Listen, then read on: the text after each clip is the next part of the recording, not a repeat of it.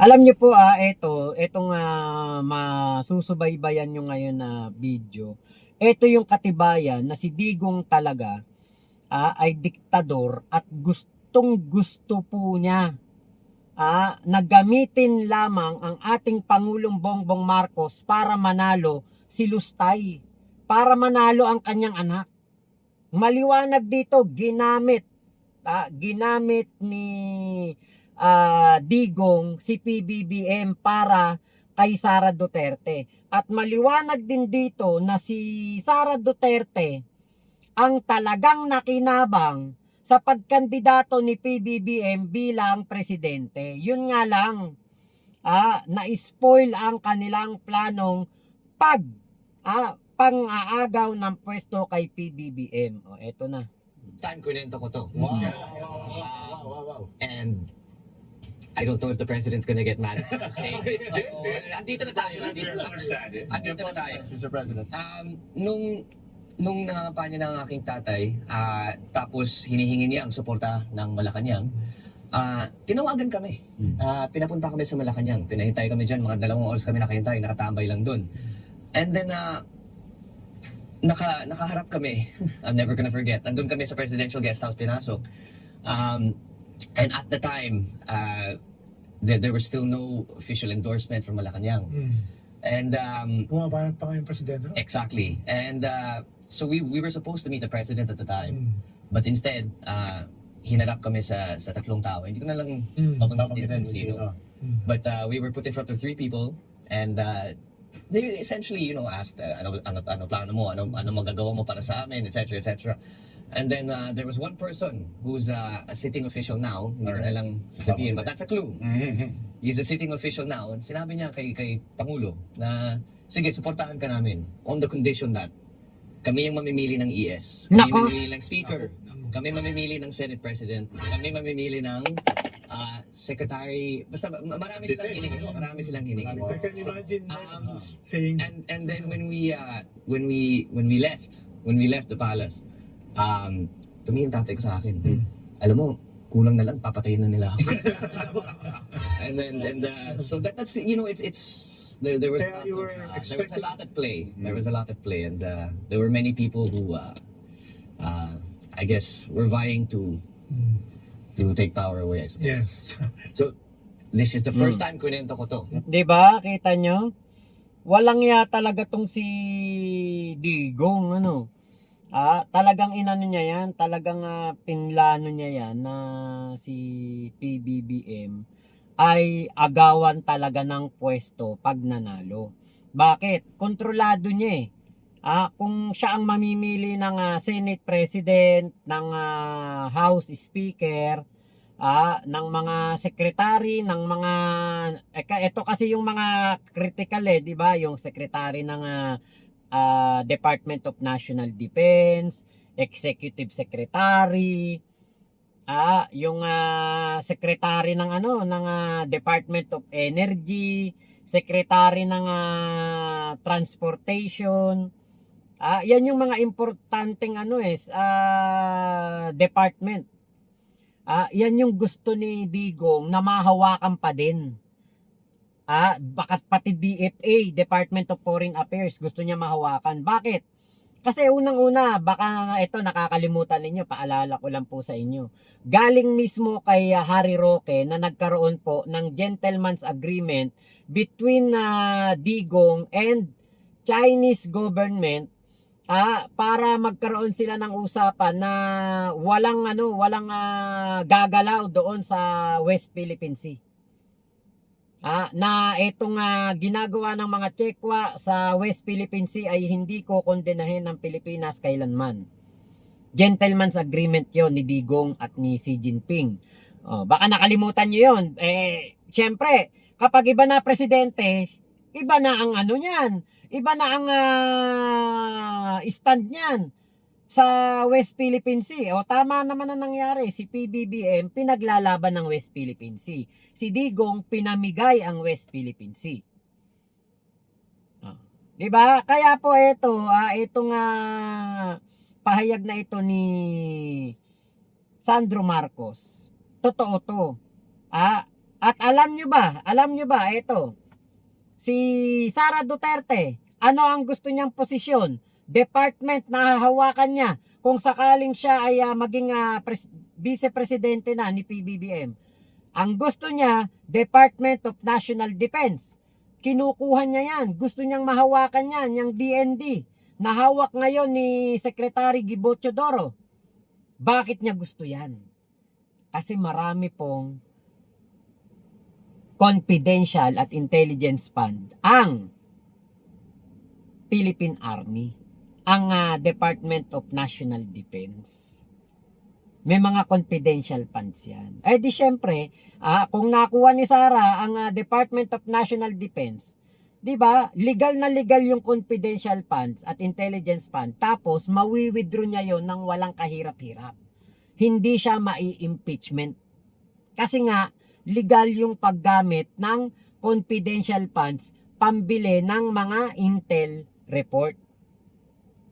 So mag-iimbento na lang si Sara. O eto, may intel kaming nakuhang ganito. O eto, yung naging resulta. Diba? Yan yung yan yung confidential funds kasi ay kumbaga parang nasanay na si Sara diyan. Kasi doon sa Davao, 460 million taon-taon ang kanyang confidential funds na wala pong sumisita, wala pong kahit isa man lang na nag-report na merong anomalya. Bakit? Kung ikaw ba'y taga Davao, ire-report mo ba si Sara? Di ba? Kaya alam nyo, itong mga pahayag na ito ni Sandro Marcos, ito po isang katibayan talaga na si Digong, diktador, si Digong ay napaka samang tao. Gusto niya na mahawakan ng ang gobyerno ng Pilipinas kahit hindi na siya ang presidente. Bakit? Biruin mo, executive secretary sa'yo, Senate President sa'yo, yung House Speaker sa'yo, mga Department of National Defense, DFA, lahat sa'yo. Parang ikaw na nga yung presidente niyan. Magkakaroon tayo ng ghost president. Kasi ang ating presidenteng Bongbong Marcos parang magiging puppet. Walang sariling gobyerno. Dahil yung gobyerno na pinapatakbo niya, hindi siya ang magpapatakbo. Kung hindi, ang magpapatakbo ay si Digong. Para nga naman, para pag dumating ang mga ICC dito, hindi siya mahuhuli. Di kung siya din ang may hawak sa PNP, hindi siya mahuhuli. Bakit? Kahit dumating dito ang Interpol para hulihin siya, hindi makikipagtulungan ng ICC.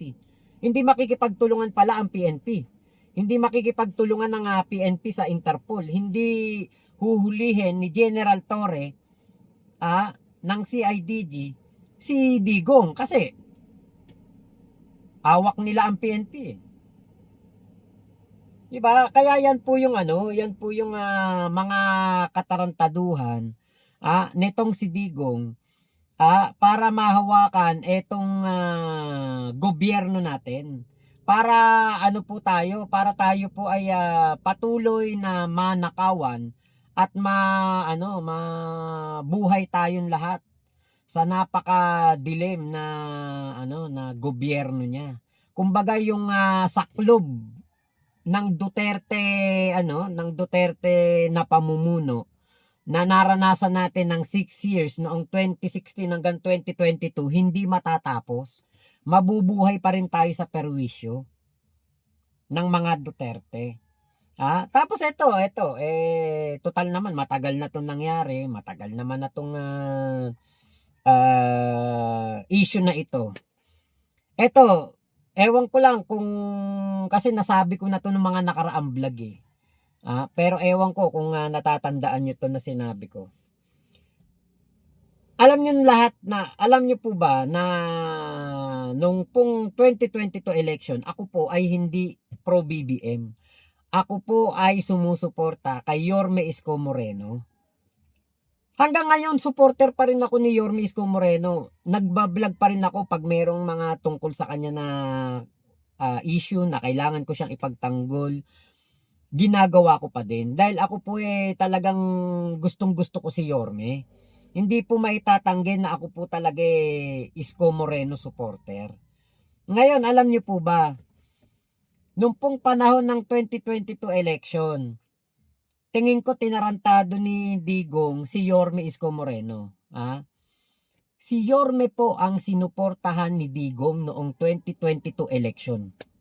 Si Yorme. At may mga katibayan po ako.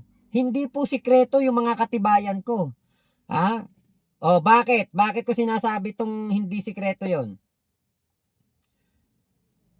Alam niyo ba ang katibayan ko dito hindi dokumento. Hindi pangyayari. Ang ebidensya ko dito, tao.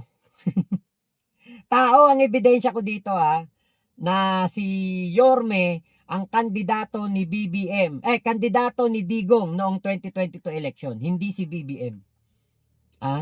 Magbabanggit ako ng mga pangalan na kung bakit ko sinabi na si Yorme ang kandidato ni Digong noong 2022. Bibigyan ko kayo ng pangalan. Banat Bay, Nino Barsaga, Mocha Yuson. Yan tatlo pa lang na yan. Ano yang mga yan? DDS yan. Bakit biglang lumipat kay Yorme Isko Moreno noong 2022? Pinalipat ni Digong. May nagsabi sa kanila, may nagutos sa kanila, punta kayo kay Yorme. Suportahan nyo si Yorme. Si Banat Bay, bago po mag 2022 election, panay ang banat kay Yorme Isko Moreno. Panay ang banat niya dyan. Tapos nung 2022 campaign period, malapit nang mga December 2021 yata yun o November. Biglang ini-interview na ni Banat Bay si Yorme. Hindi ko na matandaan kung noong time na yun. Basta nagkaroon ng interview bigla si Banat Bay kay Yorme. Biglang bumait si Banat Bay kay Yorme. Pati si Nino Barsaga nag-Yorme. Si Mocha Yuson nag-Yorme. Imagine niyo po 'yon kung yan po hindi po yan kandidato ni Digong si Yorme Isko Moreno.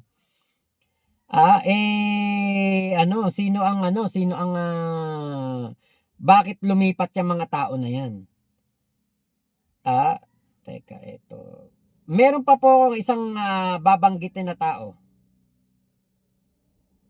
Ito, tsak na nyo to. Kilala nyo talaga to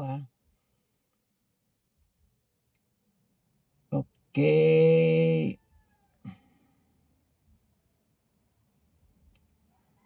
Sino ba tong na to? Nako nawala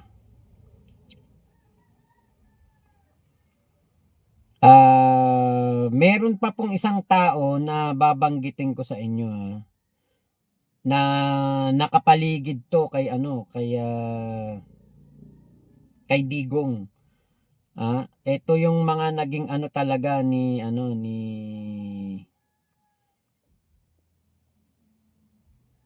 ngayon ay napunta to kay ayun.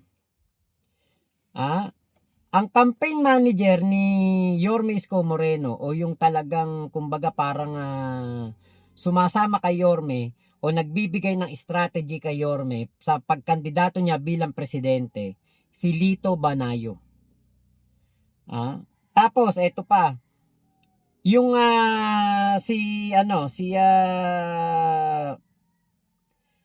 ito pa yung mga pangalan yung nasa circle nitong si Digong na napunta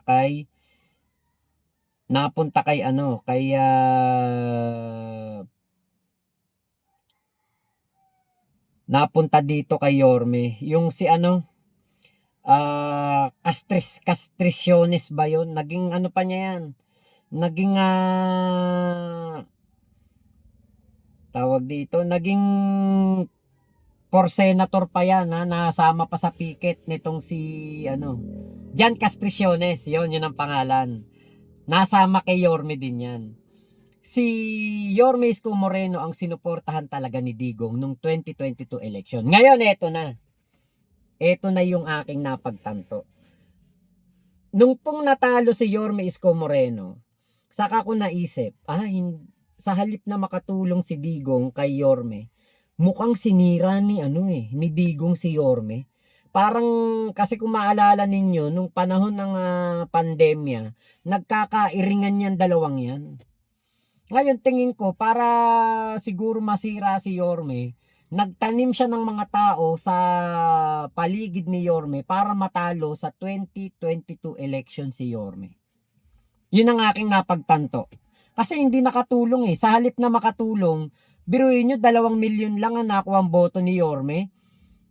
Sa lahat talos ng mga pag-iikot, napakaraming taong sumasalubong sa kanya, ang daming sumusuporta. Tapos pagdating kay nung panahon ni PBBM, parang kunwari lang na na ayaw niya kay BBM, di ba? Parang namangka sa dalawang ilog. Etong si Digong at etong si Yorme, parang sinira niya. Yan ang aking napagtanto diyan. Sabi ko, bakit ganun? Ang daming lumipat na supporter ni Digong kay Yorme, tapos natalo si Yorme. Mas marami pa nakuha ang boto ni Manny Pacquiao sa kanileni. Kung tutuusin, si Yorme ang isa sa mga presidential to beat nung panahon ng 2022. Kasi napakaganda ng kanyang ginawa sa Maynila Tapos natalo lang ng ganon. Kaya alam niyo si Yorme ngayon, kapag po napag-uusapan yung tungkol po diyan sa presidency, pagkandidato sa 2028, ayaw niya po. Siya po ay kakandidato ulit bilang mayor ng Maynila sa 2028. Hindi po siya aakyat sa nasyonal. Hindi siya magsesenador, hindi siya mag-iiba ng posisyon kung hindi pagiging mayor lamang ng Maynila. Kaya etong sinasabi ni Sandro Marcos na gustong mahawakan ni Digong ang mga executive secretary, Senate President, House Speaker, Department of National Defense, iba't ibang mga departamento. Totoo to. Kasi si Yorme noon, naisip siguro ni Digong, mukhang malakas. Baka manalo to. Hahawakan ko rin to sa leeg kasi tinulungan ko to ng eleksyon. Kaya lang si PBBM hindi niya nahawakan sa leeg Kaya nga 'di ba nasira ang Uniteam, nagkagalit ang mani ang Uniteam, nawasak ang Uniteam. Bakit? Dahil hindi nabigyan ng confidential funds si Sara Duterte at na-question pa yung kanyang paglustay sa confidential funds. Yan ang katotohanan niyan. Kaya idol talaga natin to si Sandro Marcos. Di ko pa nakikita ng personal yan pero alam nyo, hanga ako talaga dyan.